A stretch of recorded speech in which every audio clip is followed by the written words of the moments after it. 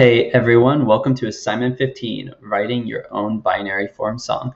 This assignment gives you complete creativity to make your own song. You can use any types of tracks you want. The only restrictions are that each section should be 8 measures, just like what we've been doing so far. So the first section, your A section, should go from measure 1 all the way through to the end of measure 8. Then your last 8, 1, 2, 3, 4, 5, 6, 7, 8 should go all the way to the end of measure 16. So measure 9 is the middle. How am I going to know which section is which? Well, I recommend that your loops definitely change right at measure 9. It's okay if some of them go over, but most of them should change right at measure 9. I should hear a difference from the first half to a second half, because after all, music's all about what we hear. Hopefully all the tips from the last couple of assignments are still sticking with you. Things like how to make sure that your key is lining up right. Things like where you should place loops. Remember that placing loops makes the most sense if they happen on numbers like 1, 5, 9, and 13, because loops are made to be 4 or 8 long, so it doesn't really make sense to put it halfway in between. Unless you want to cut things, or rather split things, that would be an easy way to make sure that that could be worked out. Let me stop this. Other tips as well, making sure that we are lining things up nicely, using the skills that we've done, like merging, splitting, like making loops shorter or longer, changing the volume. All these things that we've used so far are what we need to do in order to make sure that we are making a complete song. So let me show you an example, and it's going to be a really simple one.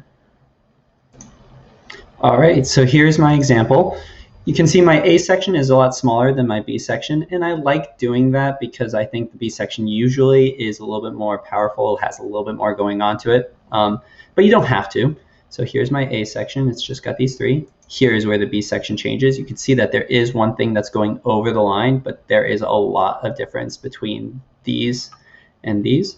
So let's go ahead and take a listen to it right now.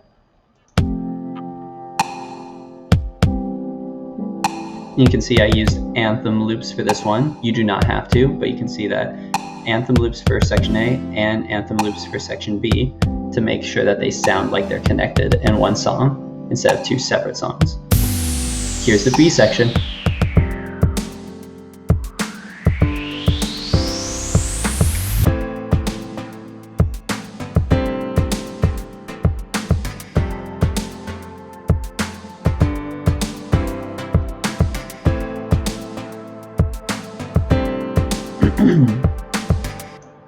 Now, some people will remember all the way back from assignment number, what number was that?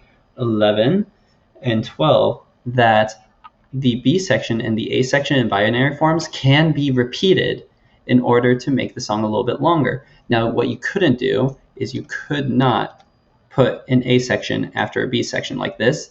That is not binary. But if you wanted to, I could take my B section and, oops, there we go. And I can make it repeat. So here's my B section, and here it is again.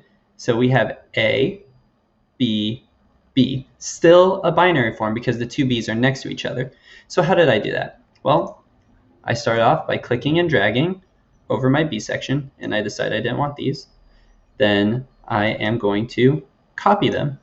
Now, in order to paste, what I'm going to do is I'm going to make sure this is pointed where I want it pasted, and I'm going to click, right-click, paste. Now, sometimes it can give me a little bit of a trick to this, and we just have to kind of keep practicing and figuring it out. One thing that might help is if these are selected, you want to make sure they're not selected when you try to paste. There it is.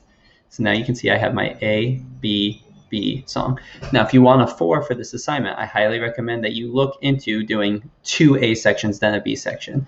1 A section, 2 B sections. 2 A sections, 2 B sections. You know, experiment with the form, but keep it binary. If you have any questions at all, don't forget to ask me. I want to help you. So if you need anything, just let me know. Good luck.